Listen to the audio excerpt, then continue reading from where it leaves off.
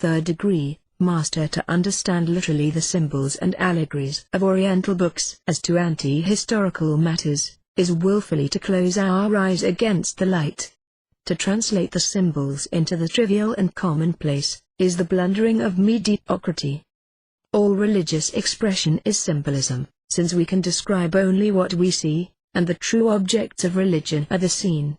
The earliest instruments of education were symbols, and they and all other religious forms differed and still differ according to external circumstances and imagery, and according to differences of knowledge and mental cultivation.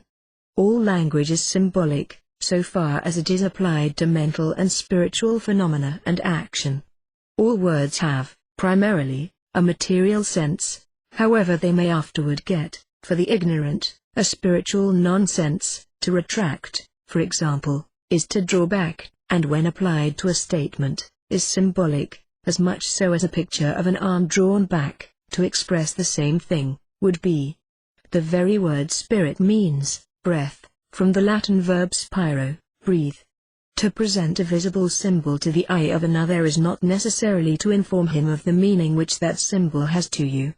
Hence the philosopher soon superadded to the symbols explanations addressed to the ear, susceptible of more precision, but less effective and impressive than the painted or sculptured forms which he endeavored to explain. Out of these explanations grew by degrees a variety of narrations, whose true object and meaning were gradually forgotten, or lost in contradictions and incongruities. And when these were abandoned, and philosophy resorted to definitions and formulas, its language was but a more complicated symbolism, attempting in the dark to grapple with and picture ideas impossible to be expressed. For as with the visible symbol, so with the word, to utter it to you does not inform you of the exact meaning which it has to me, and thus religion and philosophy became to a great extent disputes as to the meaning of words. The most abstract expression for deity, which language can supply, is but a sign or symbol for an object beyond our comprehension, and not more truthful and adequate than the images of Osiris and Vishnu, or their names, except as being less sensuous and explicit. We avoid sensuousness only by resorting to simple negation. We come at last to define spirit by saying that it is not matter. Spirit is spirit. A single example of the symbolism of words will indicate to you one branch of Masonic study. We find in the English rite this phrase, I will always hail, ever conceal, and never reveal, and in the Catechism, these, q. I hail. A. I conceal, and ignorance, misunderstanding the word, hail, has interpolated the phrase, from whence do you hail? But the word is really, hell, from the Anglo-Saxon verb helen, helen, to cover, hide, or conceal. And this word is rendered by the Latin verb digere, to cover or roof over, that ye fro me no thines will hell, says Gower, they hell fro me no priorate, says the Ramont of the Rose. To heal a house, is a common phrase in Sussex, and in the west of England. He that covers a house with slates is called a healer. Wherefore, to heal means the same thing as to tile, itself symbolic, as meaning, primarily, to cover a house with tiles, and means to cover, hide, or conceal. Thus language too is symbolism, and words are as much misunderstood and misused as more material symbols are. Symbolism tended continually to become more complicated, and all the powers of heaven were reproduced on earth, until a web of fiction and allegory was woven, partly by art and partly by the ignorance of error, which the wit of man, with his limited means of explanation, will never unravel. Even the Hebrew theism became involved in symbolism and image worship, borrowed probably from an older creed and remote regions of Asia. The worship of the great Semitic nature gods Al or Els and its symbolical representations of Jehovah himself were not even confined to poetical or illustrative language. The priests were monoteists, the people idolaters. There are dangers inseparable from symbolism, which afford an impressive lesson in regard to the similar risks attendant on the use of language. The imagination, called in to assist the reason, usurps its place or leaves its ally helplessly entangled in its web. Names which stand for things are confounded with them, the means are mistaken for the end, the instrument of interpretation for the object, and thus symbols come to usurp an independent character as truths and persons. Though perhaps a necessary path, they were a dangerous one by which to approach the deity, in which many, says Plutarch, mistaking the sign for the thing signified, fell into a ridiculous superstition, while others, in avoiding one extreme, plunged into the no less hideous gulf of irreligion and impiety. It is through the mysteries, Cicero says, that we have learned the first principles of life, wherefore the term initiation is used with good reason, and they not only teach us to live more happily and agreeably, but they soften the pains of death by the hope of a better life hereafter.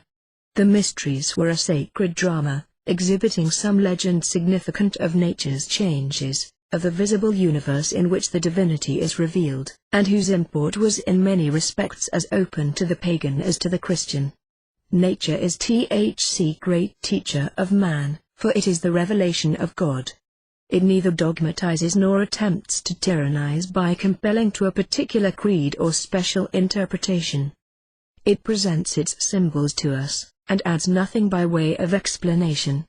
It is the text without the commentary, and, as we well know, it is chiefly the commentary and gloss that lead to error and heresy and persecution. The earliest instructors of mankind not only adopted the lessons of nature, but as far as possible adhered to her method of imparting them. In the mysteries, beyond the current traditions or sacred and enigmatic recitals of the temples, few explanations were given to the spectators, who were left, as in the school of nature, to make inferences for themselves. No other method could have suited every degree of cultivation and capacity.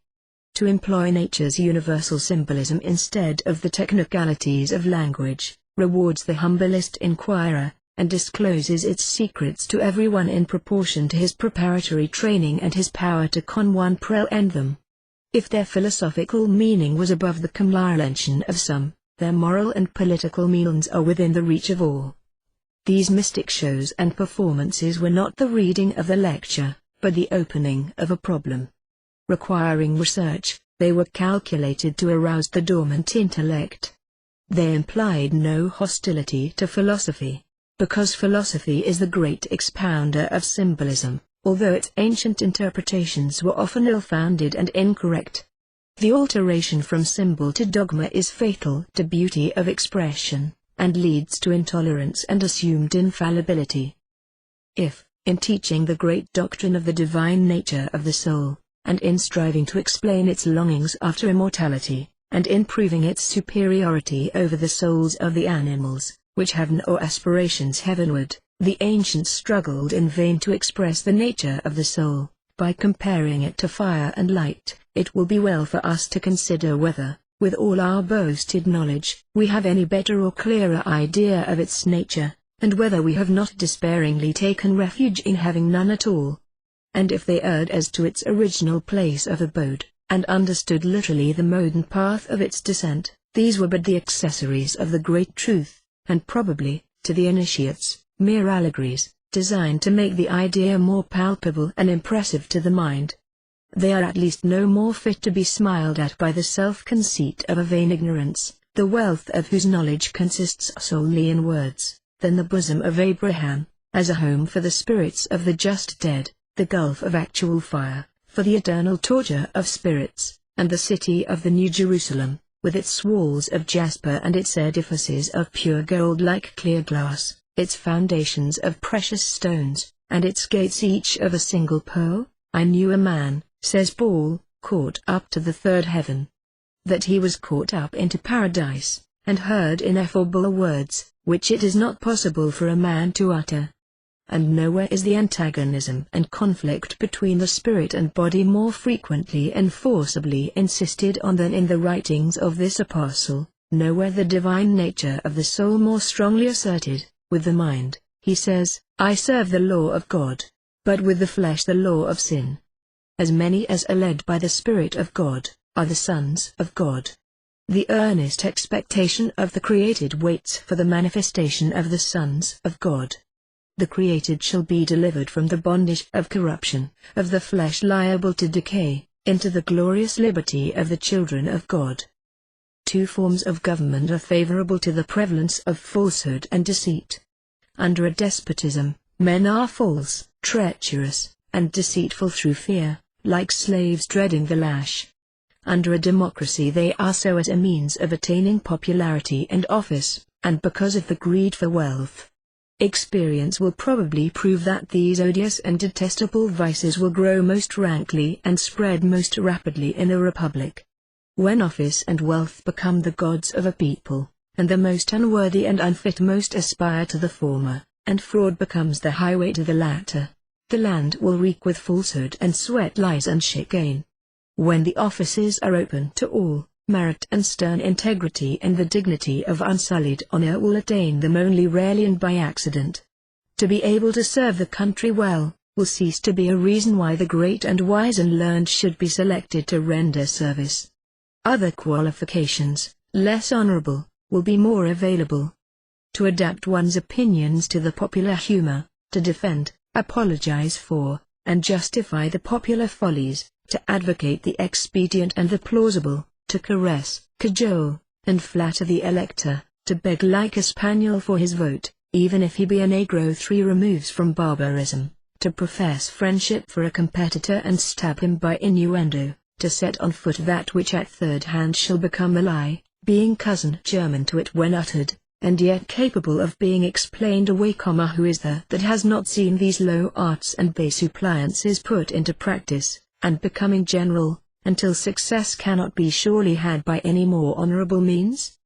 The result being a state ruled and ruined by ignorant and shallow mediocrity, pert self-conceit, the greenness of unripe intellect, vain of a schoolboy's smattering of knowledge. The faithless and the false in public and in political life, will be faithless and false in private. The jockey in politics, like the jockey on the race course, is rotten from skin to core. Everywhere he will see first to his own interests, and whoso leans on him will be pierced with a broken reed. His ambition is ignoble, like himself, and therefore he will seek to attain alms by ignoble means, as he will seek to attain any other coveted object, land, money, or reputation. At length, office and honor are divorced. The place that the small and shallow, the knave or the trickster, is deemed competent and fit to fill, ceases to be worthy the ambition of the great and capable, or if not, these shrink from a contest, the weapons to be used wherein are unfit for a gentleman to handle. Then the habits of unprincipled advocates in law courts are naturalized in senates, and pettifoggers wrangle there, when the fate of the nation and the lives of millions are at stake. States are even begotten by villainy and brought forth by fraud, and rascalities are justified by legislators claiming to be honorable. Then contested elections are decided by perjured votes or party considerations, and all the practices of the worst times of corruption are revived and exaggerated in republics. It is strange that reverence for truth, that manliness and genuine loyalty, and scorn of littleness and unfair advantage, and genuine faith and godliness and large-heartedness should diminish, among statesmen and people, as civilization advances, and freedom becomes more general, and universal suffrage implies universal worth and fitness. In the age of Elizabeth, without universal suffrage, or societies for the diffusion of useful knowledge, or popular lecturers, or liker, the statesman, the merchant, the burgher, the sailor, were all alike heroic, fearing God only, and man not at all. Let but 100 or 2 years elapse, and in a monarchy or republic of the same race, nothing is less heroic than the merchant, the shrewd speculator, the office-seeker, fearing man only, and God not at all. Reverence for greatness dies out, and is succeeded by base envy of greatness. Every man is in the way of many, either in the path to popularity or wealth. There is a general feeling of satisfaction when a great statesman is displaced, or a general, who has been for his brief hour the popular idol, is unfortunate and sinks from his high estate.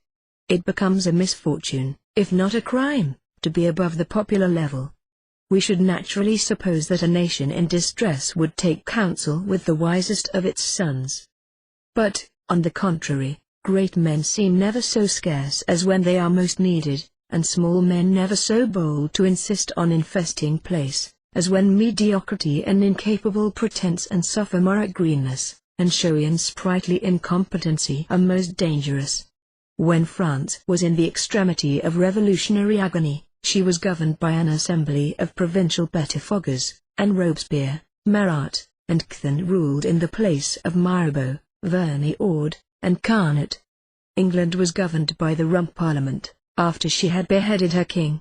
Cromwell extinguished one body, and Napoleon the other. Fraud, falsehood, trickery, and deceit in national affairs are the signs of decadence in states and precede convulsions or paralysis. To bully the weak and crouch to the strong, is the policy of nations governed by small mediocrity. The tricks of the canvass for office are reenacted in senates. The executive becomes the dispenser of patronage, chiefly to the most unworthy, and men are bribed with offices instead of money, to the greater ruin of the commonwealth. The divine in human nature disappears, and interest, gust, and selfishness takes its place. That is a sad and true allegory which represents the companions of Ulysses changed by the enchantments of Circe into swine. Ye cannot, said the great teacher, serve God and the mammon. When the thirst for wealth becomes general, it will be sought for as well dishonestly as honestly, by frauds and overreachings, by the knaveries of trade, the heartlessness of greedy speculation, by gambling in stocks and commodities that soon demoralizes a whole community. Men will speculate upon the needs of their neighbors and the distresses of their country. Bubbles that, bursting, impoverish multitudes, will be blown up by cunning knavery, with stupid credulity as its assistance and instrument. Huge bankruptcies, that startle a country like the earthquakes, and are more fatal, fraudulent assignments, engulfment of the savings of the poor, expansions and collapses of the currency, the crash of banks, the depreciation of government securities, prey on the savings of self-denial, and trouble with their depredations the first nourishment of infancy in the last sands of life, and fill with inmates the churchyards and lunatic asylums. But the sharper and speculator thrives and fattens. If his country is fighting by levy en masse for her very existence, he aids her by depreciating her paper, so that he may accumulate fabulous amounts with little outlay. If his neighbor is distressed, he buys his property for a song. If he administers upon an estate, it turns out insolvent, and the orphans are paupers. If his bank explodes, he is found to have taken care of himself in time. Society worships its paper and credit kings, as the old Hindus and Egyptians worshipped their worthless idols, and often the most obsequiously when in actual solid wealth they are the veriest paupers. No wonder men think there ought to be another world, in which the injustices of this may be atoned for, when they see the friends of ruined families begging the wealthy sharpers to give alms to prevent the orphaned victims from starving, until they may find ways of supporting themselves. States are chiefly avaricious of commerce and of territory. The latter leads to the violation of treaties, encroachments upon feeble neighbors, and rapacity toward their wards whose lands are coveted. Republics are, in this, as rapacious and unprincipled as despots, never learning from history that inordinate expansion by rapine and fraud has its inevitable consequences in dismemberment or subjugation. When a republic begins to plunder its neighbors, the words of doom are already written on its walls. There is a judgment already pronounced of God upon whatever is unrighteous in the conduct of national affairs. When civil war tears the vitals of the republic, let it look back and see if it has not been guilty of injustices, and if it has, let it humble itself in the dust. When a nation becomes possessed with a spirit of commercial greed, beyond those just and fair limits set by a due regard to a moderate and reasonable degree of general and individual prosperity, it is a nation possessed by the devil of commercial avarice, a passion as ignoble and demoralizing as avarice in the individual, and as this sordid passion is baser and more unscrupulous than ambition, so it is more hateful, and at last makes the infected nation to be regarded as the enemy of the human race. To grasp at the lion's share of commerce has always at last proven the ruin of states, because it invariably leads to injustices that make a state detestable, to a selfishness and crooked policy that forbid other nations to be the friends of a state that cares only for itself. Commercial avarice in India was the parent of more atrocities and greater rapacity, and cost more human lives than the nobler ambition for extended empire of consular Rome.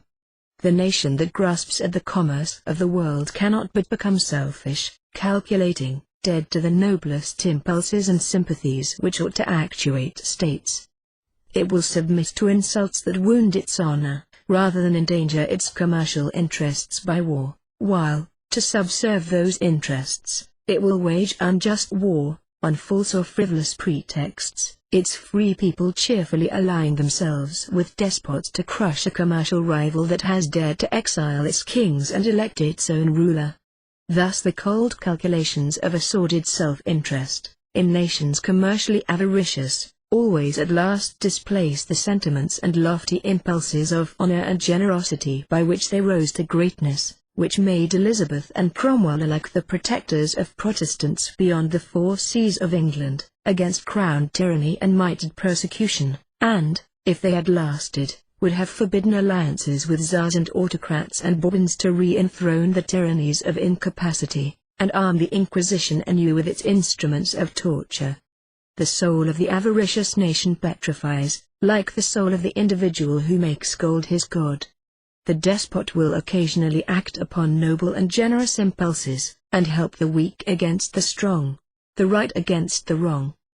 But commercial avarice is essentially egotistic, grasping, faithless, overreaching, crafty, cold, ungenerous, selfish, and calculating, controlled by considerations of self-interest alone. Heartless and merciless, it has no sentiments of pity, sympathy, or honor, to make it pause in its remorseless career, and it crushes down all that is of impediment in its way, as its skeels of commerce crush under them the murmuring and unheeded waves. A war for a great principle ennobles a nation. A war for commercial supremacy, upon some shallow pretext, is despicable, and more than aught else demonstrates to what immeasurable depths of baseness men and nations can descend. Commercial greed values the lives of men no more than it values the lives of ants. The slave trade is as acceptable to a people enthralled by that greed, as the trade in ivory or spices, if the profits are as large. It will by and by endeavor to compound with God and quiet its own conscience, by compelling those to whom it sold the slaves it bought or stole, to set them free, and slaughtering them by hecatombs if they refuse to obey the edicts of its philanthropy. Justice in no wise consists in meting out to another that exact measure of reward or punishment which we think and agree his merit, or what we call his crime, which is more often merely his error, deserves. The justice of the Father is not incompatible with forgiveness by him of the errors and offenses of his child. The infinite justice of God does not consist in meting out exact measures of punishment for human frailties and sins. We are too apt to erect our own little and narrow notions of what is right and just into the law of justice, and to insist that God shall adopt that as his law, to measure off something with our own little tape line, and call it God's love of justice. Continually we seek to ennoble our own ignoble love of revenge and retaliation by misnaming it justice. Nor does justice consist in strictly governing our conduct toward other men by the rigid rules of legal right. If there were a community anywhere, in which all stood upon the strictness of this rule, there should be written over its gates, as a warning to the unfortunates desiring admission to that inhospitable realm, the words which Dante says are written over the great gate of hell: "Let those who enter here leave hope behind." It is not just to pay the laborer in field or factory or workshop his current wages and no more, the lowest market value of his labor, for so long only as we need that labor and he is able to work, for when sickness or old age overtakes him, that is to leave him and his family to starve, and God will curse with calamity the people in which the children of the laborer out of work eat the boiled grass of the field, and mothers strangle their children, that they may buy food for themselves with the charitable pittance given for burial expenses. The rules of what is ordinarily termed justice may be punctiliously observed among the fallen spirits that are the aristocracy of hell.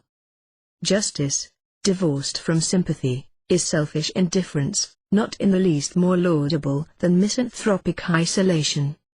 There is sympathy even among the hair-like oscillatorias, a tribe of simple plants, armies of which may be discovered with the aid of the microscope, in the tiniest bit of scum from a stagnant pool. For these will place themselves, as if it were by agreement, in separate companies, on the side of a vessel containing them, and seem marching upward in rows, and when a swarm grows weary of its situation, and has a mind to change its quarters, each army holds on its way without confusion or intermixture, proceeding with great regularity and order, as if under the directions of wise leaders. The ants and bees give each other mutual assistance, beyond what is required by that which human creatures are apt to regard as the strict law of justice.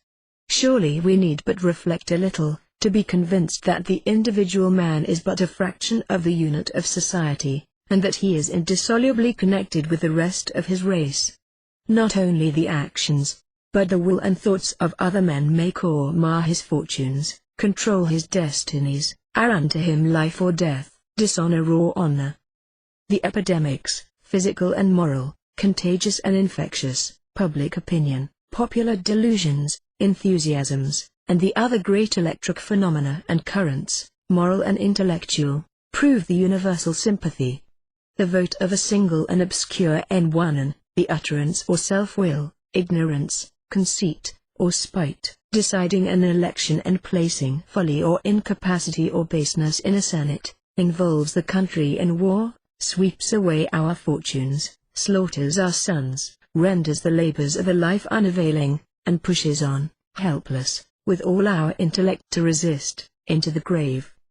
These considerations ought to teach us that justice to others and to ourselves is the same, that we cannot define our duties by mathematical lines ruled by the square, but must fill with them the great circle traced by the compasses, that the circle of humanity is the limit, and we are but the point in its center, the drops in the greater Atlantic, the atom or particle, bound by a mysterious law of attraction which we term sympathy to every other atom in the mass, that the physical and moral welfare of others cannot be indifferent to us, that we have a direct and immediate interest in the public morality and popular intelligence, in the well-being and physical comfort of the people at large. The ignorance of the people, their pauperism and destitution, and consequent degradation, their brutalization and demoralization, are all diseases, and we cannot rise high enough above the people, nor shut ourselves up from them enough, to escape the miasmatic contagion and the great magnetic currents. Justice is peculiarly indispensable to nations. The unjust state is doomed of God to calamity and ruin. This is the teaching of the eternal wisdom and of history. Righteousness exalteth a nation, but wrong is a reproach to nations. The throne is established by righteousness. Let the lips of the ruler pronounce the sentence that is divine, and his mouth do no wrong in judgment. The nation that adds province to province by fraud and violence, that encroaches on the weak and plunders its wards, and violates its treaties and the obligation of its contracts, and for the law of honor and fair dealing substitutes the exigencies of greed and the base precepts of policy and craft and the ignoble tenets of expediency, is predestined to destruction, for here, as with the individual, the consequences of wrong are inevitable and eternal. A sentence is written against all that is unjust, written by God in the nature of man and in the nature of the universe, because it is in the nature of the infinite God. No wrong is really successful. The gain of injustice is a loss, its pleasure, suffering. Iniquity often seems to prosper, but its success is its defeat and shame.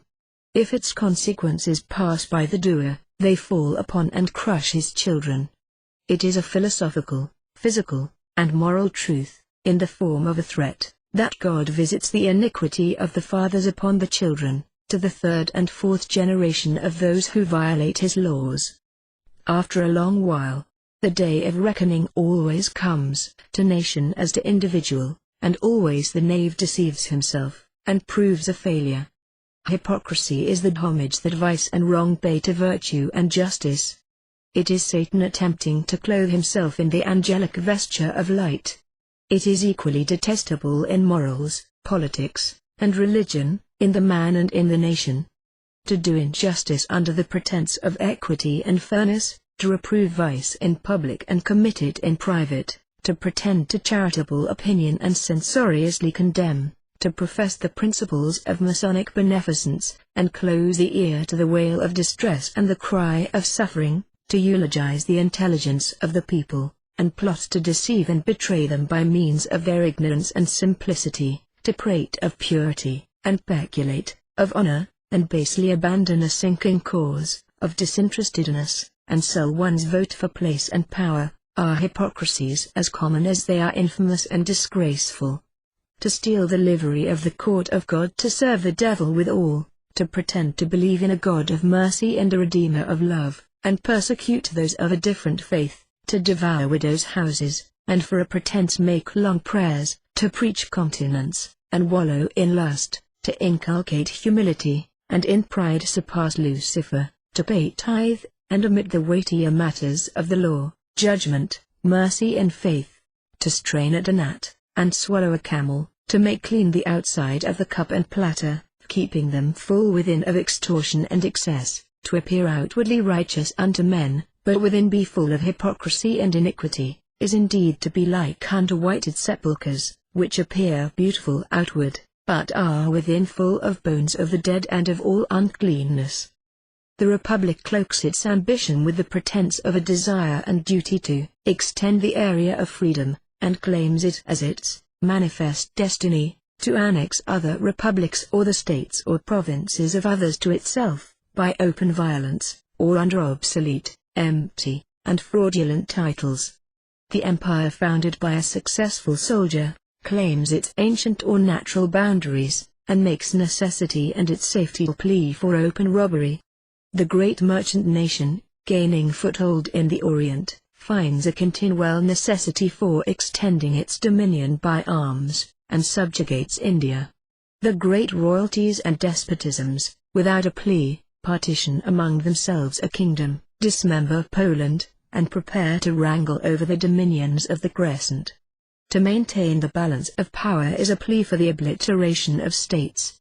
Carthage, Genoa, and Venice, commercial cities only, must acquire territory by force or fraud, and become states. Alexander marches to the Indus, Tamerlane seeks universal empire. The Saracens conquer Spain and threaten Vienna. The thirst for power is never satisfied. It is insatiable. Neither men or nations ever have power enough. When Rome was the mistress of the world, the emperors caused themselves to be worshipped as gods. The Church of Rome claimed despotism over the soul, and over the whole life from the cradle to the grave. It gave and sold absolutions for past and future sins. It claimed to be infallible in matters of faith. It decimated Europe to purge it of heretics. It decimated America to convert the Mexicans and Peruvians.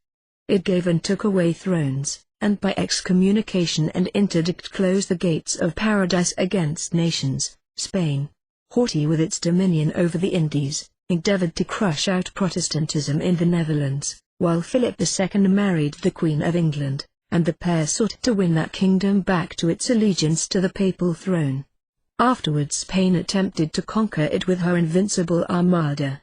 Napoleon set his relatives and captains on thrones, and parcelled among them half of Europe. Bizarre rules over an empire more gigantic than Rome. The history of all is or will be the same common acquisition, dismemberment, ruin. There is a judgment of God against all that is unjust. To seek to subjugate the will of others and take the soul captive, because it is the exercise of the highest power, seems to be the highest object of human ambition. It is at the bottom of all proselyting and propagandism, from that of Mesmer to that of the Church of Rome and the French Republic. That was the apostolate alike of Joshua and of Muhammad. Masonry alone preaches toleration. the right of man to abide by his own faith, the right of all states to govern themselves. It rebukes alike the monarch who seeks to extend his dominions by conquest, the church that claims the right to repress heresy by fire and steel, and the confederation of states that insist on maintaining a union by force and restoring brotherhood by slaughter and subjugation. It is natural, when we are wronged, to desire revenge, and to persuade ourselves that we desire it less for our own satisfaction than to prevent a repetition of the wrong, to which the doer would be encouraged by immunity coupled with the profit of the wrong. To submit to be cheated is to encourage the cheater to continue, and we are quite apt to regard ourselves as God's chosen instruments to inflict his vengeance, and for him and in his stead to discourage wrong by making it fruitless and its punishment sure.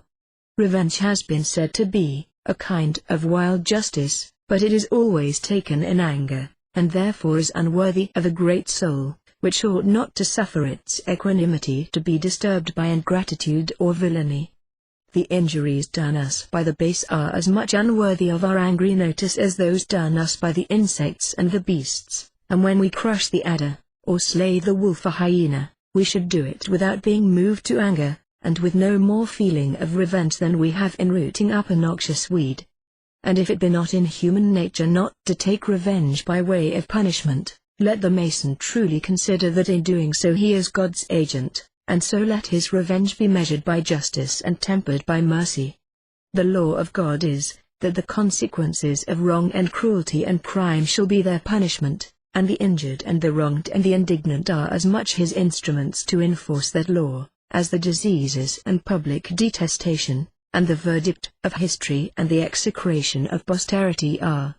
No one will say that the inquisitor who has racked and burned the innocent, the Spaniard who hewed Indian infants, living, into pieces with his sword, and fed the mangled limbs to his bloodhounds, the military tyrant who has shot men without trial, the knave who has robbed or betrayed his state, the fraudulent banker or bankrupt who has beggared orphans, the public officer who has violated his oath, the judge who has sold injustice, the legislator who has enabled incapacity to work the ruin of the state, ought not to be punished. Let them be so, and let the injured or the sympathizing be the instruments of God's just vengeance, but always out of a higher feeling than mere personal revenge. Remember that every moral characteristic of man finds its prototype and one on creatures of lower intelligence, that the cruel foulness of the hyena, the savage rapacity of the wolf, the merciless rage of the tiger, the crafty treachery of the panther, are found among mankind, and ought to excite no other emotion, when found in the man, than when found in the beast. Why should the true man be angry with the geese that hiss, the peacocks that strut, the asses that bray, and the apes that imitate and chatter, although they wear the human form? Always, also, it remains true, that it is more noble to forgive than to take revenge, and that, in general, we ought too much to despise those who wrong us, to feel the emotion of anger, or to desire revenge. At the sphere of the sun, you are in the region of light. The Hebrew word for gold, zahab, also means light, of which the sun is to the earth the great source. So, in the great Oriental allegory of the Hebrews, the river Bais encompasses the land of gold or light, and the river Gene the land of Ethiopia or darkness. What light is, we no more know than the ancients did. According to the modern hypothesis, it is not composed of luminous particles shot out from the sun with immense velocity, but that body only impresses, on the ether which fills all space, a powerful vibratory movement that extends, in the form of luminous waves, beyond the most distant planets, supplying them with light and heat. To the ancients, it was an outflowing from the deity. To us, as to them, it is the apt symbol of truth and knowledge. To us, also, the upward journey of the soul through the spheres is symbolical, but we are as little informed as they whence the soul comes, where it has its origin, and whither it goes after death. They endeavored to have some belief and faith, some creed, upon those points. At the present days, men are satisfied to think nothing in regard to all that, and only to believe that the soul is a something separate from the body and outliving it, but whether existing before it, neither to inquire nor care. No one asks whether it emanates from the deity, or is created out of nothing, or is generated like the body, and the issue of the souls of the father and the mother.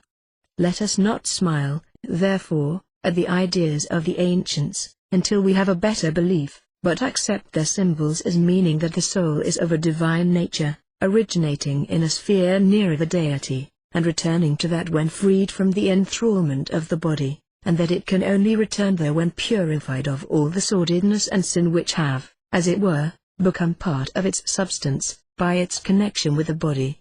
It is not strange that, thousands of years ago, men worshipped the sun, and that today that worship continues among the passes. Originally they looked beyond the orb to the invisible God, of whom the sun's light, seemingly identical with generation and life, was the manifestation and outflowing. Long before the Chaldean shepherds watched it on their plains, it came up regularly, as it now does, in the morning, like a god, and again sank, like a king retiring, in the west, to return again in due time in the same array of majesty. We worship immutability. It was that steadfast, immutable character of the sun that the men of Baalbek worshipped. His light-giving and life-giving powers were secondary attributes. The one grand idea that compelled worship was the characteristic of God which they saw reflected in his light, and fancied they saw in its originality the changelessness of deity.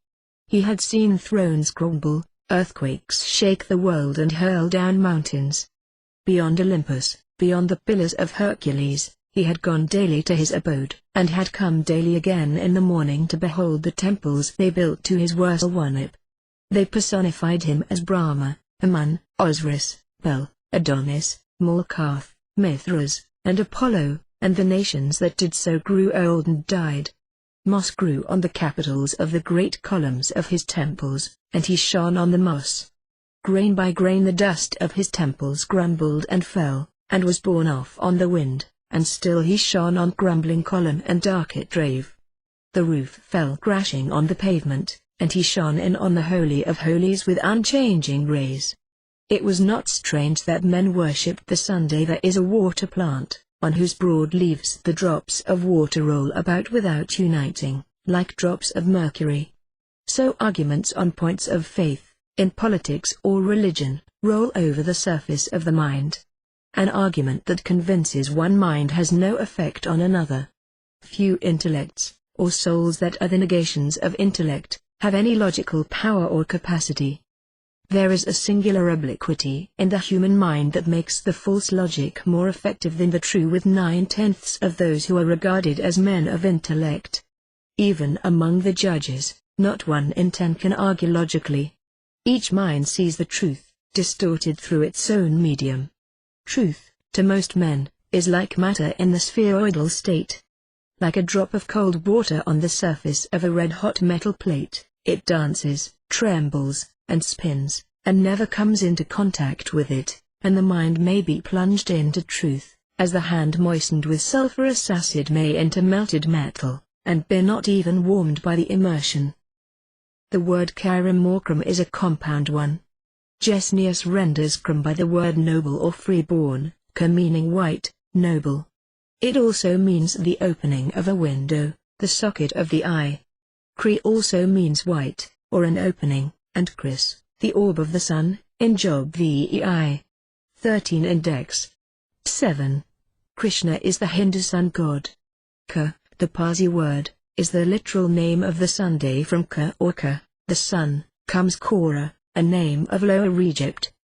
The sun, Bryant says in his mythology, was called Ka, and Plutarch says that the Persians called the sun Gyros. Kurios, Lord, in Greek, like Adonai, Lord, in Phoenician and Hebrew, was applied to the Sunday. Many places were sacred to the sun, and called Gura, Guria, Guripolis, Kurin, Kureshchata, Kuresta, and Kurusia in Sidea.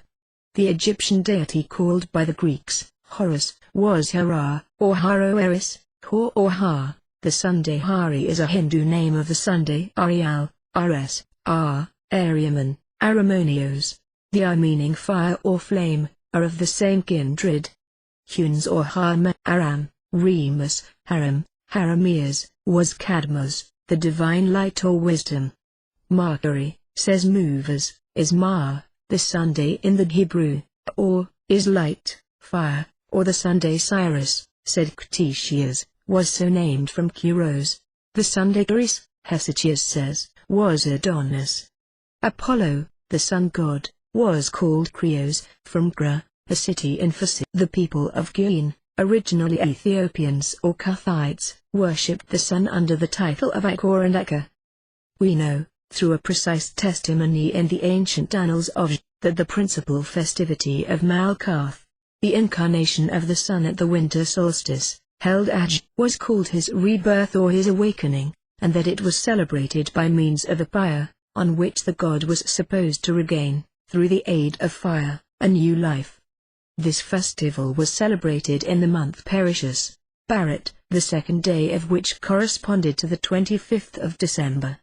Karam, king of Tyre, Movers says, first performed this ceremony. These facts we learn from Josephus, Servius on the Aeneid, and the Dionysiacs of Nonnus, and through a coincidence that cannot be fortuitous, the same day was at Rome the Dies Natalis Solis Invicti, the festal day of the invincible Sunday. Under this title, Hercules, Heracles, was worshipped at Thus, while the temple was being erected, the death and resurrection of a sun god was annually represented at by Solomon's ally, at the winter solstice, by the pyre of Malkara, the Zurian Heracles.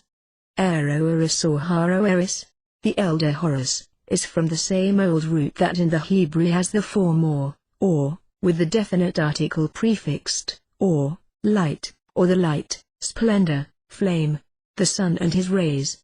The hieroglyphic of the younger Horus was the point in a circle, of the elder, a pair of eyes, and the festival of the 30th day of the month Epiphi, when the sun and moon were supposed to be in the same right line with the earth, was called, the birthday of the eyes of Horus. In a papyrus published by Champollion, this god is styled, Haroeri, lord of the solar spirits, the beneficent eye of the Sunday. Plutarch calls him, Harpocrates, but there is no trace of the latter part of the name in the hieroglyphic legends. He is the son of Osiris and is represented sitting on a throne supported by lions, the same word, in Egyptian, meaning lion and Sunday. So Solomon made a great throne of ivory, plated with gold, with 6 steps, at each arm of which was a lion, and 1 on each side to each step, making 7 on each side. Again, the Hebrew word Gai, means, living, and Ram, was, or shall be, raised or lifted up. The latter is the same as Rum, Aram, Haram, whence Aram, for Syria, or Aramea, high land. Karam, therefore, would mean, was raised up to life, or living. So, in Arabic, hrm, an unused root, meant, was high, made great, exalted, and herm means an ox, the symbol of the sun in Taurus, at the vernal equinox. Prem, therefore, improperly called Hiram, is Karam, the same as Hera, Hermes, and Heracles, the Heracles Darius Invictus, the personification of light and the sun, the mediator, redeemer, and savior. From the Egyptian word Ra came the Coptic Iro, and the Hebrew or, light. Haroeri, is Hor or Ha, the chief or master. Hor is also heat, and Hora, season or hour, and hence in several African dialects, as names of the sun, Aero, Aero, Gura, and the like. The royal name rendered Pharaoh, was Phra, that is, Pyra, the Sunday. The legend of the contest between Hora and Set, or Set Nubi, the same as Ba or Baal, is older than that of the strife between Osiris and Typhon, as old, at least, as the 19th dynasty. It is called in the Book of the Dead, the day of the battle between Horus and Set. The later myth connects Set's self with Phoenicia and Syria. The body of Osiris went ashore at Jebel or Byblos, 60 miles above. You will not fail to notice that in the name of each murderer of Gram, that of the evil god Baal is found. Haroeri was the god of time, as well as of life. The Egyptian legend was that the king of Byblos cut down the tamarisk tree containing the body of Osiris, and made of it a column for his palace.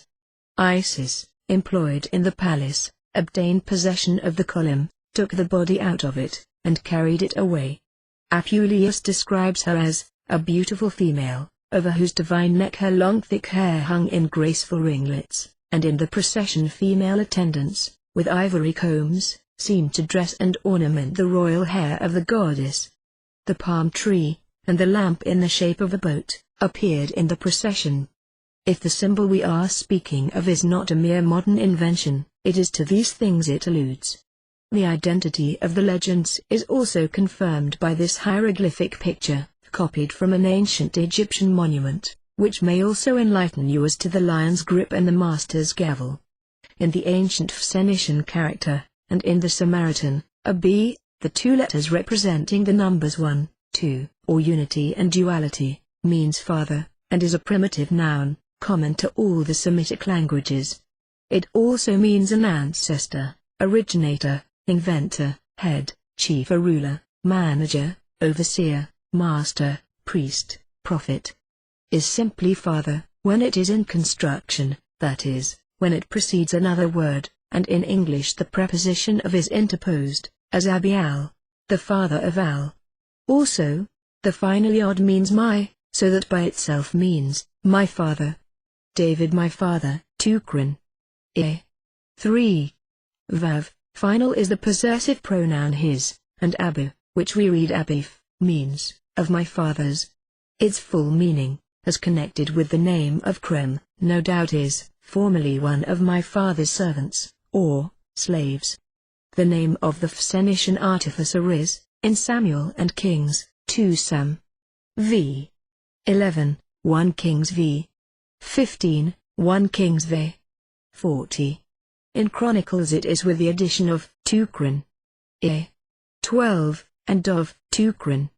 Iv. 16. It is merely absurd to add the word, Abif, or, Abif, as part of the name of the artificer. And it is almost as absurd to add the word, Abi, which was a title and not part of the name. Joseph says, General XLV. 8, God has constituted me Abulpara, as father to Para, that is vizier or prime minister. Sohaman was called the second father of Artaxerxes, and when King Krem used the phrase, Kremabi, he meant that the artificer he sent Shlima was the principal or chief workman in his lineage. A medal copied by Montfaucon exhibits a female nursing a child, with ears of wheat in her hand, and the legend, Yao.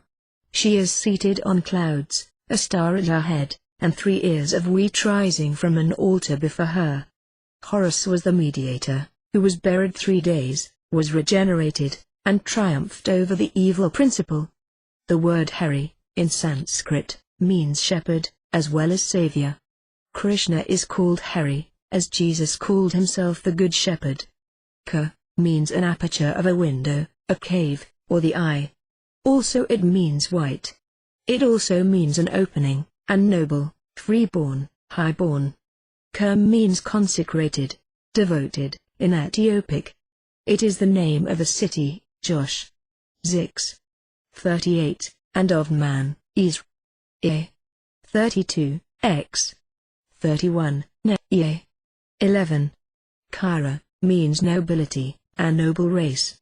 Buddha is declared to comprehend in his own person the essence of the Hindu Trimurti, and hence the triliteral monosyllable or is applied to him as being essentially the same as Brahma, Vishnu, Shiva. He is the same as Hermes, Thoth, Tort, and Tutates. One of his names is Harimaya or Hamaya, which are evidently the same name as Hermes and Kerm or Kerm. Hari, in Sanskrit, means Lord. A learned brother places over the 2 symbolic pillars, from right to left, the 2 words U and Bal, followed by the hieroglyphic equivalent, of the sun god, Amun-Ra. Is it an accidental coincidence, that in the name of each murderer are the 2 names of the good and evil deities of the Hebrews, for Ubel is but Yehubal or Yehobal? And that the 3 final syllables of the names, A, O, make A, U, M. The sacred word of the Hindus, meaning the triune God, life-giving, life-preserving, life-destroying, represented by the mystic character? The genuine acacia, also, is the thorny tamarisk, the same tree which grew up around the body of Osiris. It was a sacred tree among the Arabs, who made of it the idol Al-Aqsa, which Muhammad destroyed. It is abundant as a bush in the desert of Thur, and of it the crown of thorns was composed, which was set on the forehead of Jesus of Nazareth.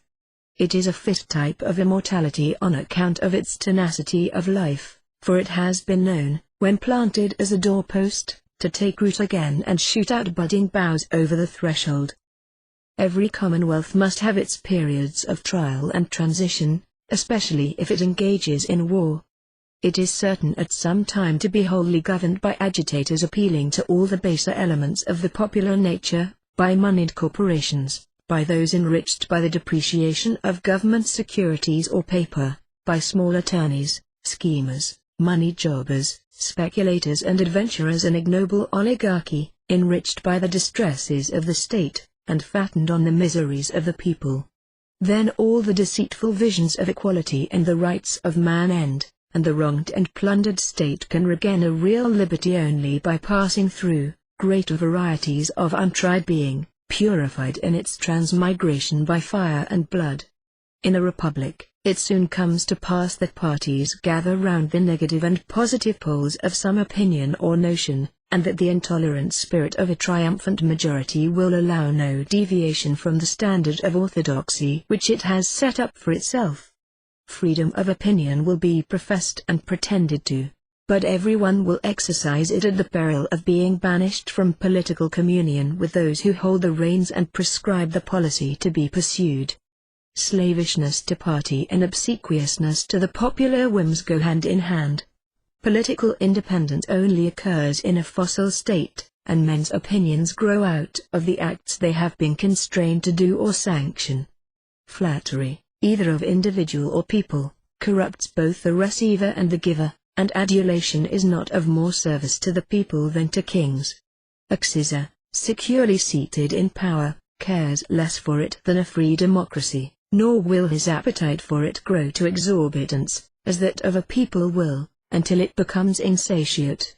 The effect of liberty to individuals is, that they may do what they please; to a people, it is to a great extent the same. If accessible to flattery, as this is always interested, and resorted to on low and base motives, and for evil purposes, either individual or people is sure, in doing what it pleases, to do what in honor and conscience should have been left undone.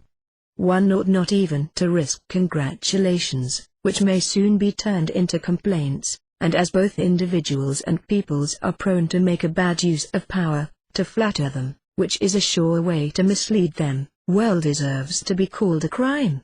The first principle in a republic ought to be, that no man or set of men is entitled to exclusive or separate emoluments or privileges from the community, but in consideration of public services, which not being descendable, neither ought the omcies of magistrate, legislature, nor judge, to be hereditary. It is a volume of truth and wisdom, a lesson for the study of nations, embodied in a single sentence, and expressed in language which every man can understand. If a deluge of despotism were to overthrow the world, and destroy all institutions under which freedom is protected, so that they should no longer be remembered among men, this sentence, preserved, would be sufficient to rekindle the fires of liberty and revive the race of freemen. But, to preserve liberty, another must be added, that a free state does not confer office as a reward, especially for questionable services, unless she seeks her own ruin, but all officers are employed by her, in consideration solely of their will and ability to render service in the future, and therefore that the best and the most competent are always to be preferred. For, if there is to be any other rule, that of hereditary succession is perhaps as good as any. By no other rule is it possible to preserve the liberties of the state. By no other to entrust the power of making the laws to those only who have that keen instinctive sense of injustice and wrong which enables them to detect baseness and corruption in their most secret hiding places, and that moral courage and generous manliness and gallant independence that make them fearless in dragging out the perpetrators to the light of day, and calling down upon them the scorn and indignation of the world. The flatterers of the people are never such men. On the contrary, a time always comes to a republic, when it is not content, like Liberius, with a single Sejanus, but must have a host, and when those most prominent in the lead of affairs are men without reputation, statesmanship, ability, or information, the mere hacks of party, owing their places to trickery and want of qualification, with none of the qualities of head or heart that make great and wise men, and, at the same time, filled with all the narrow conceptions and bitter intolerance of political bigotry. These die, and the world's is none the wiser for what they have said and done. Their names sink in the bottomless pit of oblivion, but their acts of folly or knavery curse the body politic and at last prove its ruin. Politicians, in a free state, are generally hollow, heartless, and selfish. Their own aggrandizement is the end of their patriotism, and they always look with secret satisfaction on the disappointment or fall of one whose loftier genius and superior talents overshadow their own self-importance, or whose integrity and incorruptible honor are in the way of their selfish ends. The influence of the small aspirants is always against the great man. His accession to power may be, almost for a lifetime. One of themselves will be more easily displaced, and each hopes to succeed him, and so it at length comes to pass that men impudently aspire to and actually win the highest stations, who are unfit for the lowest clerkships, and incapacity and mediocrity become the surest passports to one's. The consequence is, that those who feel themselves competent and qualified to serve the people, refuse with disgust to enter into the struggle for office, where the wicked and Jesuitical doctrine that all is fair in politics is an excuse for every species of low villainy, and those who seek even the highest places of the state do not rely upon the power of a magnanimous spirit, on the sympathizing impulses of a great soul, to stir and move the people to generous, noble, and heroic resolves, and to wise and manly action, but, like spaniels erect on their hind legs, with four paws obsequiously suppliant, fawn, flatter, and actually beg for votes. Rather than descend to this, they stand contemptuously aloof, disdainfully refusing to court the people, and acting on the maxim, that, mankind has no title to demand that we shall serve them in spite of themselves. It is lamentable to see a country split into factions, each following this or that great or brazen-fronted leader with a blind, unreasoning, unquestioning hero worship. It is contemptible to see it divided into parties, whose sole end is the spoils of victory, and their chiefs the low, the base, the venal and the snob. Such a country is in the last stages of decay, and near its end, no matter how prosperous it may seem to be. It wrangles over the volcano and the earthquake. But it is certain that no government can be conducted by the men of the people, and for the people, without a rigid adherence to those principles which our reason commends as fixed and sound. These must be the tests of parties, men, and measures. Once determined, they must be inexorable in their application, and all must either come up to the standard or declare against it. Men may betray, principles never can. Oppression is one invariable consequence of misplaced confidence in treacherous man. It is never the result of the working or application of a sound, just, well-tried principle. Compromises which bring fundamental principles into doubt, in order to unite in one party men of antagonistic creeds, are frauds, and end in ruin, the just and natural consequence of fraud. Whenever you have settled upon your theory and creed, sanction no departure from it in practice, on any ground of expediency. It is the Master's word. Yield it up neither to flattery nor force. Let no defeat or persecution rob you of it. Believe that he who once blundered in statesmanship will blunder again, that such blunders are as fatal as crimes, and that political nearsightedness does not improve by age. There are always more impostors than seers among public men, more false prophets than true ones, more prophets of Baal than of Jehovah, and Jerusalem is always in danger from the Assyrians. Sallust said that after a state has been corrupted by luxury and idleness, it may by its mere greatness bear up under the burden of its vices. But even while he wrote, Rome, of which he spoke, had played out her masquerade of freedom. Other causes than luxury and sloth destroy republics. If small, their larger neighbors extinguish her by absorption. If of great extent, the cohesive force is too feeble to hold them together, and they fall to pieces by their own weight. The paltry ambition of small men disintegrates them. The want of wisdom in their councils creates exasperating issues. Usurpation of power plays its part, incapacity seconds corruption, the storm rises, and the fragments of the incoherent raft strew the sandy shores, reading to mankind another lesson for it to disregard. The 47th proposition is older than Pythagoras. It is this: in every right-angled triangle, the sum of the squares of the base and perpendicular is equal to the square of the hypotenuse. The square of a number is the product of that number, multiplied by itself. Thus, 4 is the square of 2, and 9 of 3.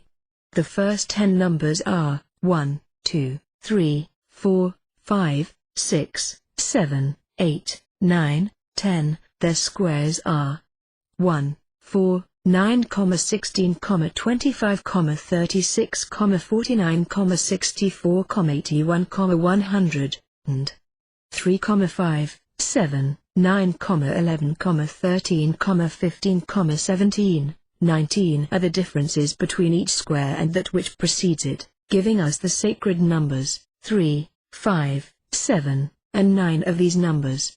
The square of 3 and 4, added together, gives the square of 5, and those of 6 and 8, the square of 10, and if a right-angled triangle be formed, the base measuring 3 or 6 parts, and the perpendicular 4 or 8 parts, the hypotenuse will be 5 or 10 parts, and if a square is erected on each side, these squares being subdivided into squares each side of which is 1 part in length, there will be as many of these in the square erected on the hypotenuse as in the other 2 squares together. Now the Egyptians arranged their deities in triads: the father or the spirit or active principle or generative power, the mother, or matter, or the passive principle, or the conceptive power, and the son, issue or product. The universe, proceeding from the 2 principles. These were Osiris, Isis, and Horus. In the same way, Plato gives us thought the father, primitive matter the mother, and cosmos the world, the son, the universe animated by a soul. Triads of the same kind are found in the Kabbalah. Plutarch says, in his book De Asideta Siride, but the better and diviner nature consists of 3, that which exists within the intellect only, and matter, and that which proceeds from these, which the Greeks call cosmos, of which 3, Plato is wont to call the intelligible, the idea, exemplar, and father, matter, the mother, the nurse, and the place and receptacle of generation, and the issue of these 2, the offspring and genesis, the cosmos, a word signifying equally beauty and order, or the universe itself. You will not fail to notice that beauty is symbolized by the junior warden in the south. Plutarch continues to say that the Egyptians compared the universal nature to what they called the most beautiful and perfect triangle, as Plato does, in that nuptial diagram, as it is termed, which he has introduced into his Commonwealth.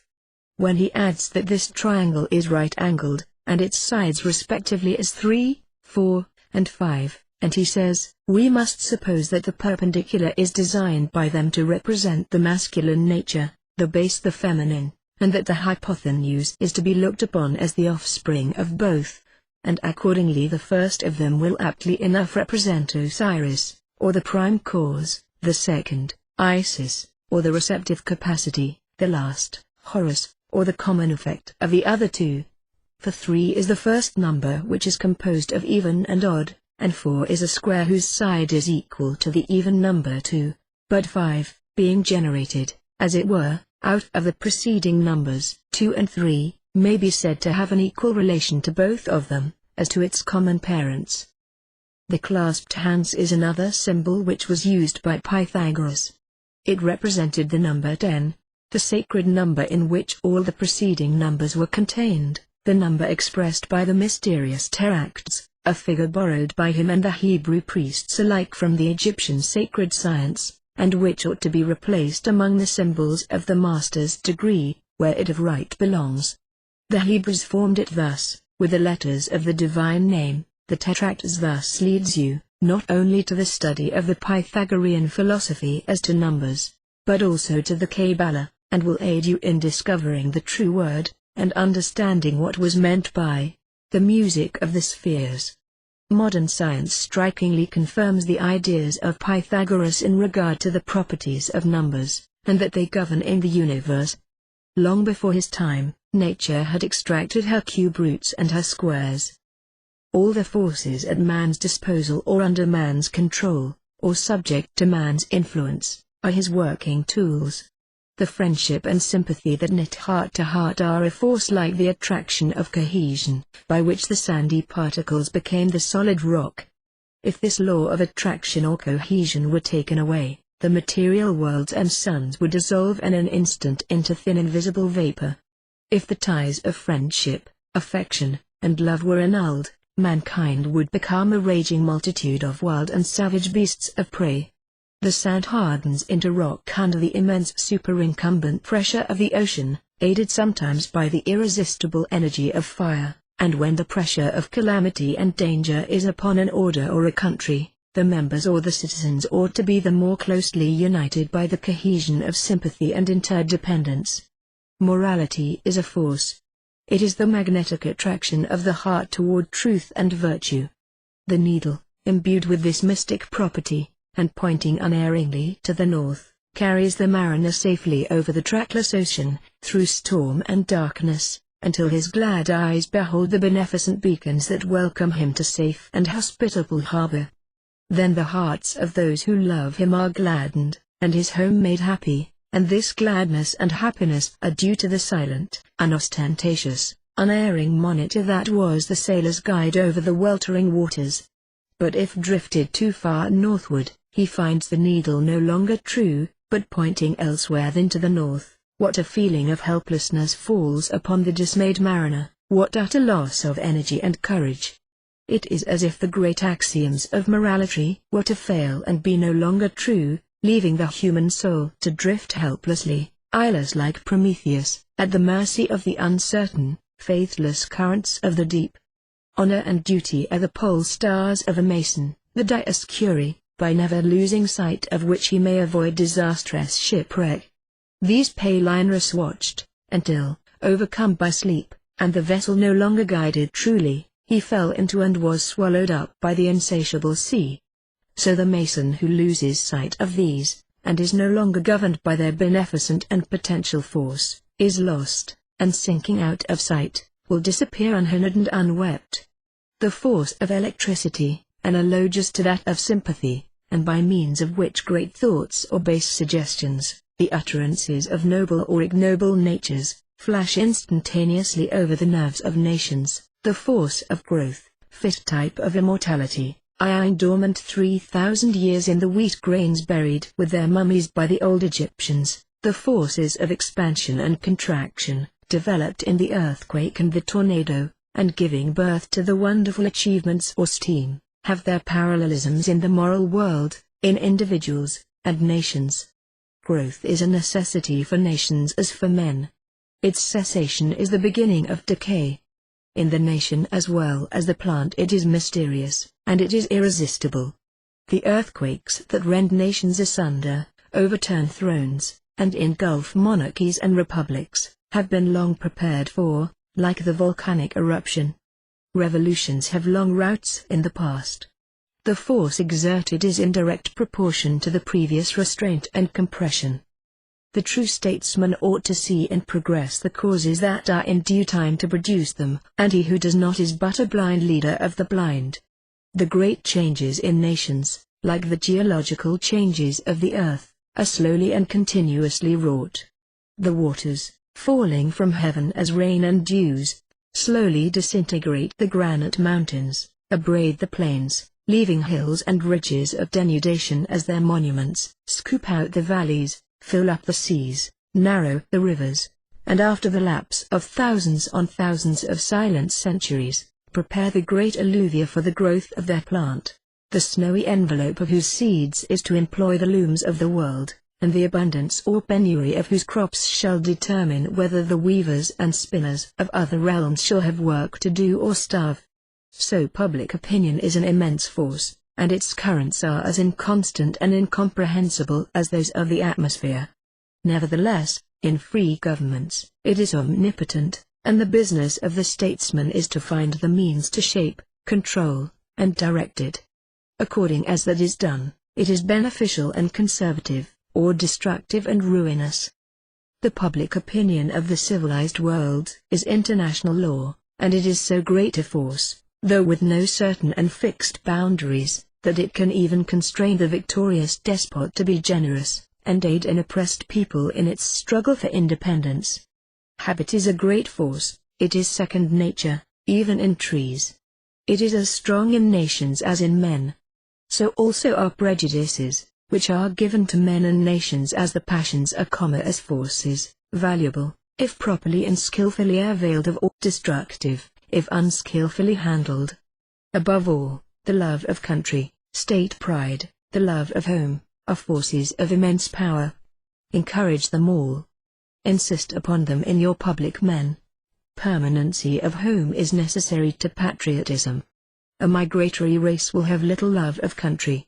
State pride is a mere theory and chimera, where men remove from state to state with indifference, like the Arabs, who camp here today and there tomorrow.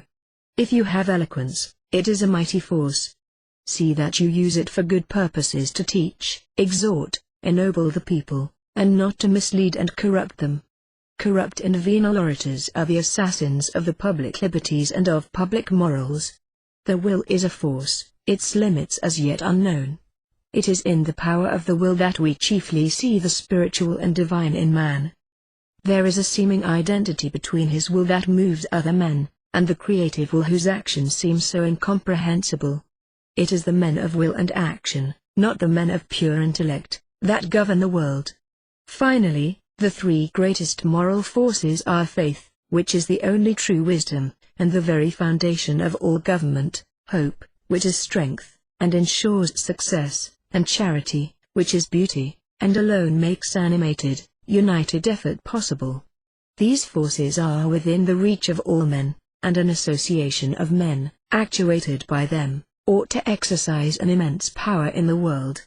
If Masonry does not, it is because she has ceased to possess them.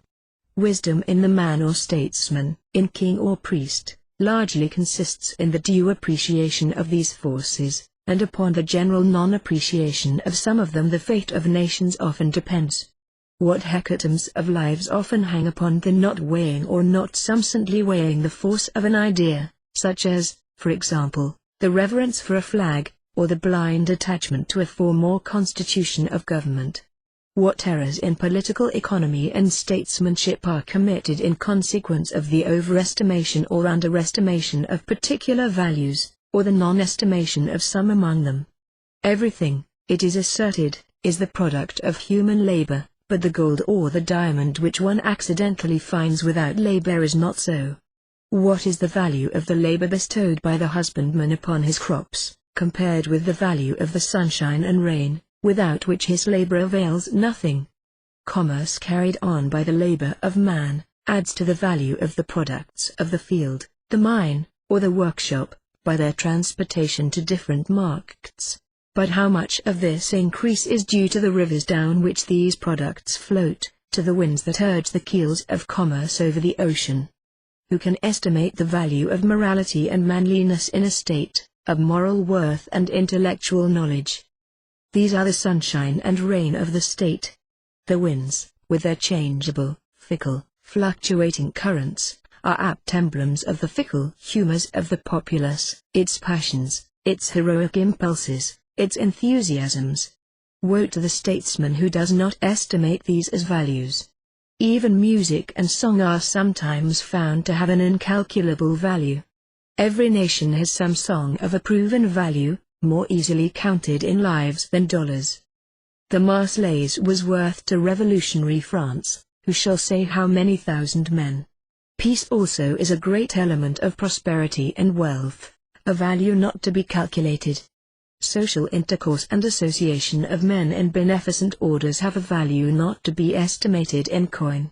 The illustrious examples of the past of a nation, the memories and immortal thoughts of her great and wise thinkers, statesmen, and heroes, are the invaluable legacy of that past to the present and future. And all these have not only the values of the loftier and more excellent and priceless kind, but also an actual money value, since it is only when cooperating with or aided or enabled by these, that human labor creates wealth. They are of the chief elements of material wealth, as they are of national manliness, heroism, glory, prosperity, and immortal renown. Providence has appointed the three great disciplines of war, the monarchy and the priesthood, all that the camp, the palace, and the temple may symbolize, to train the multitudes forward to intelligent and premeditated combinations for all the great purposes of society. The result will at length be free governments among men, when virtue and intelligence become qualities of the multitudes, but for ignorance such governments are impossible. Man advances only by degrees. The removal of one pressing calamity gives courage to attempt the removal of the remaining evils, rendering men more sensitive to them, or perhaps sensitive for the first time. Serfs that writhe under the whip are not disquieted about bare political rights. Manumitted from personal slavery, they become sensitive to political oppression. Liberated from arbitrary power, and governed by the law alone, they begin to scrutinize the law itself, and desire to be governed, not only by law, but by what they deem the best law. And when the civil or temporal despotism has been set aside, and the municipal law has been molded on the principles of an enlightened jurisprudence, they may wait to the discovery that they are living under some priestly or ecclesiastical despotism, and become desirous of working a reformation there also. It is quite true that the advance of humanity is slow, and that it often pauses and retrogrades. In the kingdoms of the earth we do not see despotisms retiring and yielding the ground to self-governing communities. We do not see the churches and priesthoods of Christendom relinquishing their old task of governing men by imaginary terrors. Nowhere do we see a populace that could be safely manumitted from such a government. We do not see the great religious teachers aiming to discover truth for themselves and for others, but still ruling the world, and contented and compelled to rule the world, by whatever dogma is already accredited, themselves as much bound down by this necessity to govern, as the populace by their need of government. Poverty in all its most hideous forms still exists in the great cities, and the cancer of pauperism has its roots in the hearts of kingdoms. Men that take no measure of their wants and their own power to supply them, but live and multiply like the beasts of the field, Providence having apparently ceased to care for them. Intelligence never visits these, or it makes its appearance as some new development of villainy. War has not ceased, still there are battles and sieges. Homes are still unhappy, and tears and anger or despite make hells where there should be heavens. So much the more necessity for masonry. So much wider the field of its labors. So much the more need for it to begin to be true to itself, to revive from its asphyxia, to repent of its apostasy to its true creed. Undoubtedly, labor and death and the sexual passion are essential and permanent conditions of human existence, and render perfection and a millennium on earth impossible. Always, it is the decree of fate. The vast majority of men must toil to live, and cannot find time to cultivate the intelligence. Man, knowing he is to die, will not sacrifice the present enjoyment for a greater one in the future. The love of woman cannot die out, and it has a terrible and uncontrollable fate, increased by the refinements of civilization. Woman is the veritable Serenor goddess of the young. But society can be improved, and free government is possible for states, and freedom of thought and conscience is no longer wholly utopian. Already we see that emperors prefer to be elected by universal suffrage, that states are conveyed to empires by vote, and that empires are administered with something of the spirit of a republic, being little else than democracies with a single head, ruling through one man, one representative, instead of an assembly of representatives. And if priesthoods still govern, they now come before the laity to prove, by stress of argument, that they ought to govern. They are obliged to evoke the very reason which they are bent on supplanting. Accordingly, men become daily more free, because the freedom of the man lies in his reason. He can reflect upon his own future conduct, and summon up its consequences. He can take wide views of human life, and lay down rules for constant guidance. Thus he is relieved of the tyranny of sense and passion, and enabled at any time to live according to the whole light of the knowledge that is within him, instead of being driven, like a dry leaf on the wings of the wind, by every present impulse. Herein lies the freedom of the man as regarded in connection with the necessity imposed by the omnipotence and foreknowledge of God. So much light, so much liberty. When emperor and church appeal to reason, there is naturally universal suffrage. Therefore no one need lose courage, nor believe that labor in the cause of progress will be labor wasted. There is no waste in nature, either of matter, force, act, or thought. A thought is as much the end of life as an action, and a single thought sometimes works greater results than a revolution, even revolutions themselves. Still there should not be divorce between thought and action. The true thought is that in which life culminates. But all wise and true thought produces action. It is generative, like the light, and light and the deep shadow of the passing cloud are the gifts of the prophets of the race. Knowledge, laboriously acquired, and inducing habits of sound thought, the reflective character, must necessarily be rare. The multitude of laborers cannot acquire it. Most men attain to a very low standard of it. It is incompatible with the ordinary and indispensable avocations of life. A whole world of error as well as of labor go to make one reflective man. In the most advanced nation of Europe there are more ignorant than wise, more poor than rich, more automatic laborers, the mere creatures of habit, than reasoning and reflective men. The proportion is at least 1,000 to 1. Unanimity of opinion is so obtained. It only exists among the multitude who do not think, and the political or spiritual priesthood who think for that multitude, who think how to guide and govern them. When men begin to reflect, they begin to differ. The great problem is to find guides who will not seek to be tyrants. This is needed even more in respect to the heart than the head. Now, every man earns his special share of the produce of human labor, by an incessant scramble, by trickery and deceit.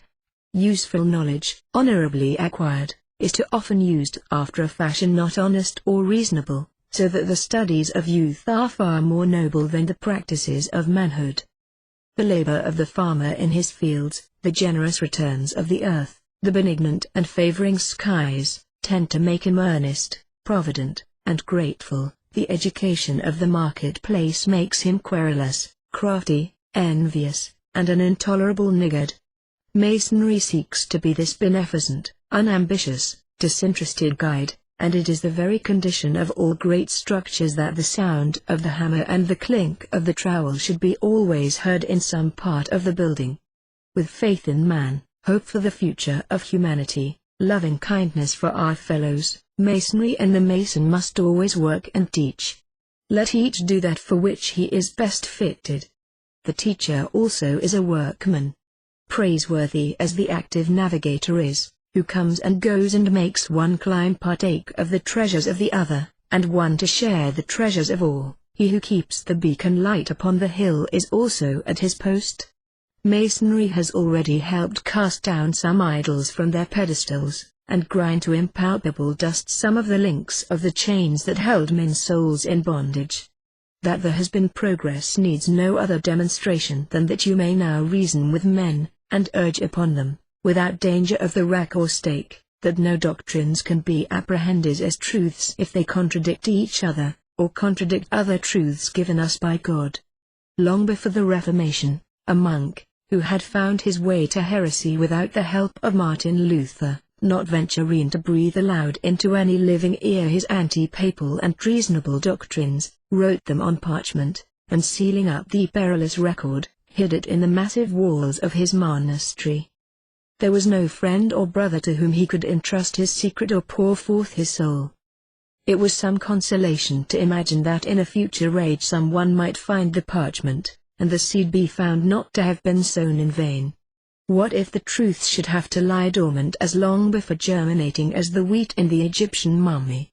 Speak it, nevertheless, again and again, and let it take its chance. The rose of Jericho grows in the sandy deserts of Arabia and on the Syrian housetops. Scarcely 6 inches high, it loses its leaves after the flowering season, and dries up into the form of a ball. Then it is uprooted by the winds, and carried, blown, or tossed across the desert, into the sea. There, feeling the contact of the water, it unfolds itself, expands its branches, and expels its seeds from their seed vessels. These, when saturated with water, are carried by the tide and laid on the seashore. Many are lost, as many individual lives of men are useless. But many are thrown back again from the seashore into the desert, where, by the virtue of the sea water that they have imbibed, the roots and leaves sprout and they grow into fruitful plants, which will, in their turns, like their ancestors, be whirled into the sea. God will not be less careful to provide for the germination of the truths you may boldly utter forth. Cast, he has said, thy bread upon the waters, and after many days it shall return to thee again. Initiation does not change, we find it again, and always the same, through all the ages. The last disciples of Paschalis Martinez are still the children of Orpheus, but they adore the realizer of the antique philosophy, the incarnate word of the Christians. Pythagoras, the great divulger of the philosophy of numbers, visited all the sanctuaries of the world. He went into Judah, where he procured himself to be circumcised, that he might be admitted to the secrets of the Kabbalah, which the prophets Ezekiel and Daniel, not without some reservations, communicated to him.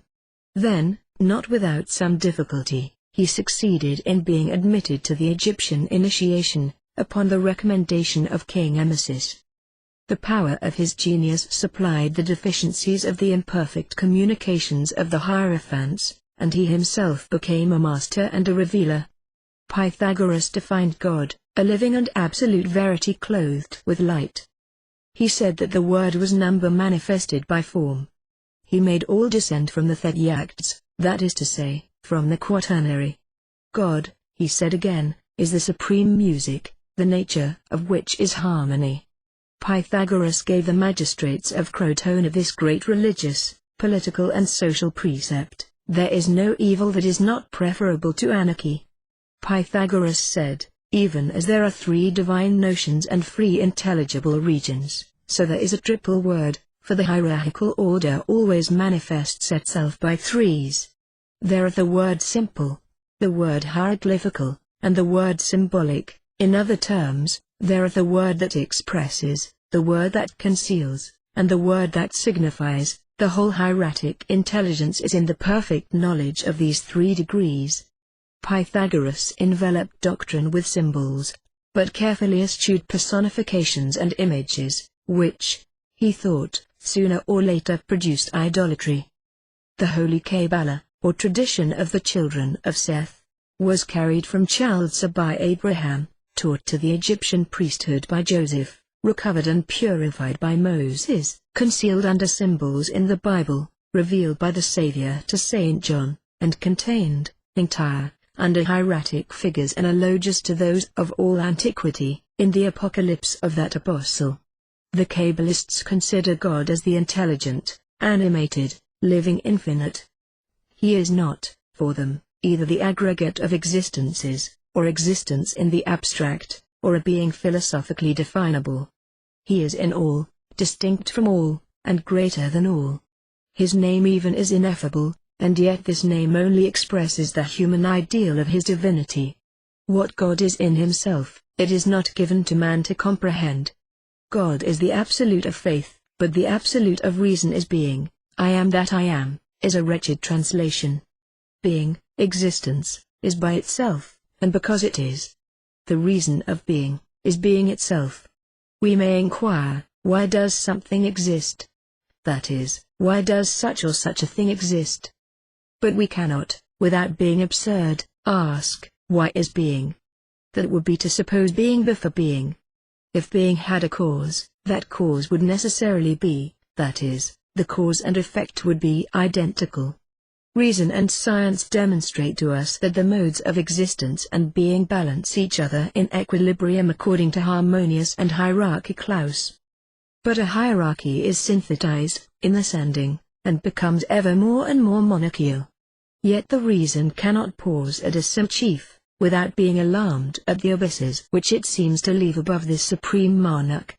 Therefore it is silent, and gives place to the faith it adores.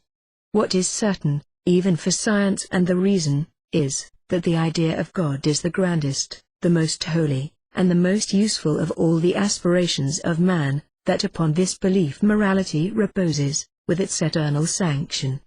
This belief, then, is in humanity, the most real of the phenomena of being, and if it were false, nature would affirm the absurd, nothingness would give form to life, and God would at the same time be and not be.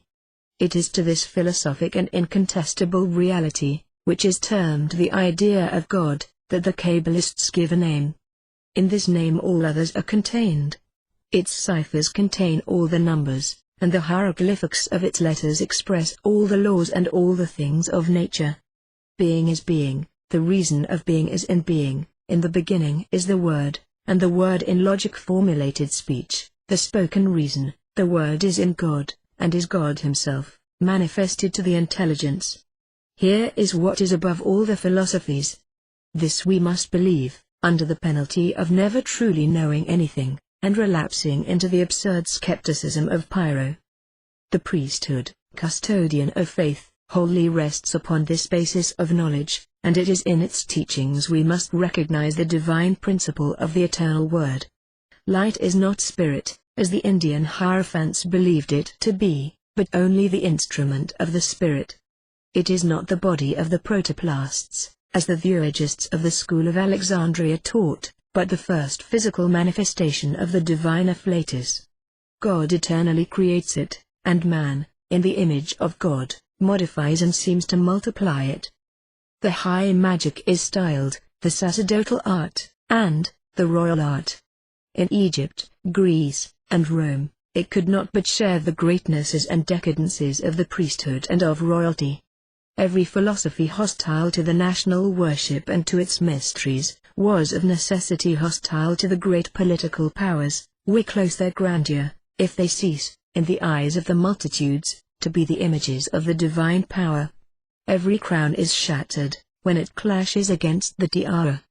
Plato, writing to Dionysius the Younger, in regard to the nature of the first principle, says, I must write to you in enigmas, so that if my letter be intercepted by land or sea, he who shall read it may in no degree comprehend it. And then he says, all things surround their king, they are, on account of him, and he alone is the cause of good things, second for the seconds and third for the thirds. There is in these few words a complete summary of the theology of the Sephiroth. The king is Ein Sof, being supreme and absolute. From this center, which is everywhere, all things ray forth, but we especially conceive of it in three manners and in three different spheres.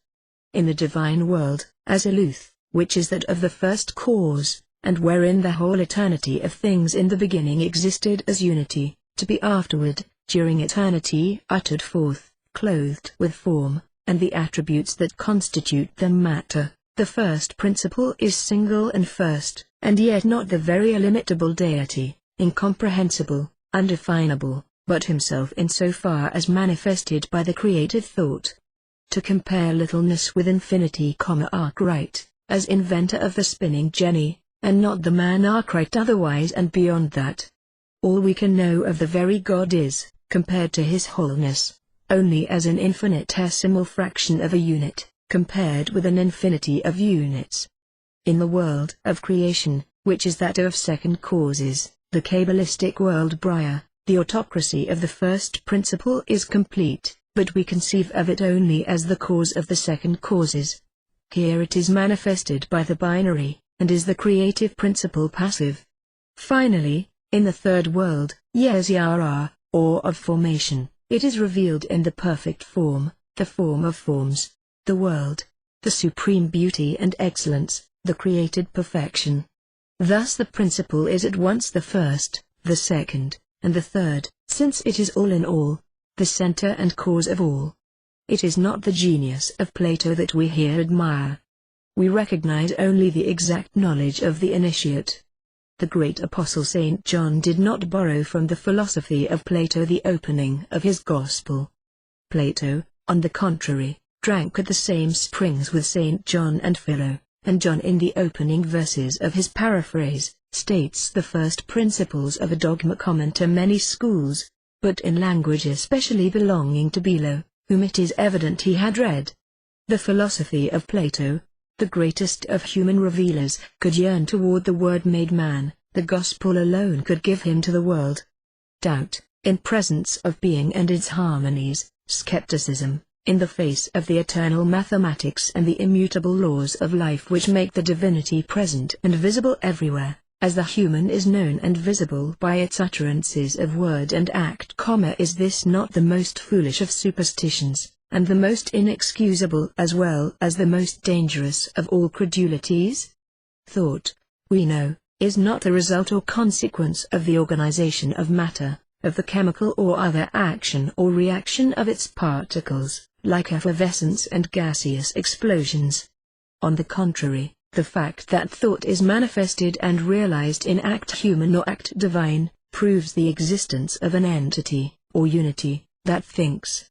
And the universe is the infinite utterance of one of an infinite number of infinite thoughts, which cannot but emanate from an infinite and thinking source. The cause is always equal, at least, to the effect, and matter cannot think, nor could it cause itself, or exist without cause, nor could nothing produce either forces or things, for in void nothingness no forces can inhere. Admit a self-existent force, and its intelligence, or an intelligent cause of it is admitted, and at once God is. The Hebrew allegory of the fall of man, which is but a special variation of a universal legend, symbolizes one of the grandest and most universal allegories of science. Moral evil is falsehood in actions, as falsehood is crime in words. Injustice is the essence of falsehood, and every false word is an injustice. Injustice is the death of the moral being, as falsehood is the poison of the intelligence. The perception of the light is the dawn of the eternal life, in being. The word of God, which creates the light, seems to be uttered by every intelligence that can take cognizance of forms and will look, let the light be. The light, in fact, exists, in its condition of splendor, for those eyes alone that gaze at it, and the soul, amorous of the spectacle of the beauties of the universe, and applying its attention to that luminous writing of the infinite book, which is called the visible, seems to utter, as God did on the dawn of the first day, that sublime and creative word, be light. It is not beyond the tomb, but in life itself, that we are to seek for the mysteries of death. Salvation or reprobation begins here below, and the terrestrial world too has its heaven and its hell. Always, even here below, virtue is rewarded, always, even here below, vice is punished, and that which makes us sometimes believe in the impunity of evildoers is that riches, those instruments of good and of evil, seem sometimes to be given them at hazard. But woe to unjust men, when they possess the key of gold. It opens, for them, only the gate of the tomb and of hell. All the true initiates have recognized the usefulness of toil and sorrow. Sorrow, says a German poet, is the dog of that unknown shepherd who guides the flock of men. To learn to suffer, to learn to die, is the discipline of eternity, the immortal novitiate. The allegorical picture of Cebes, in which the Divine Comedy of Dante was sketched in Plato's time, the description whereof has been preserved for us, and which many painters of the Middle Age have reproduced by this description, is a monument at once philosophical and magical. It is a most complete moral synthesis, and at the same time the most audacious demonstration ever given of the grand arcanum, of that secret whose revelation would overturn earth and heaven. Let no one expect us to give them its explanation. He who passes behind the veil that hides this mystery, understands that it is in its very nature inexplicable, and that it is death to those who win it by surprise, as well as to him who reveals it. This secret is the royalty of the sages, the crown of the initiate whom we see redescend victorious from the summit of trials.